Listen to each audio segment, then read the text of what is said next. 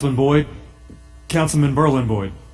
Thank you, Mr. Chair. This is an aha, come to Jesus moment, because the administration's definition of attrition is really mesmerizing to me, because I really would love for someone to explain to me, because I've gotten several different definitions of what attrition means to the administration.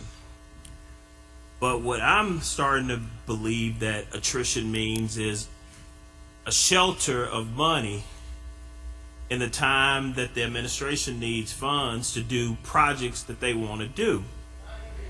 So, only thing I'm asking is for someone to please give me your definition of attrition, and how do you guys determine where those proceeds will go, or how you guys will fill those positions? Somebody from the administration? Hello, Richard Campbell, Budget Manager. Attrition is a reduction of the salary by a component that we feel will either be actively, or you're actively trying to recruit the positions during the year. So there's a lag time if you ask for a better definition of attrition. So if a position was going to pay $50,000 starting on July 1, we anticipate that that position would not get filled July 1, but perhaps about sometimes in the first quarter of that year. So you reduce that $50,000 by the lag time that you think that it would take to fill that position. So if that's 3 months, that $50,000 might be reduced by $10,000, for instance. So the net budget amount would be $40,000. And so what the administration proposes is a budget with the full salary of the position, but we reduce the budget by the lag time that we anticipate that it would take to fill a position in any point in time. But it looked like a lot of you guys' lag time lasts a year.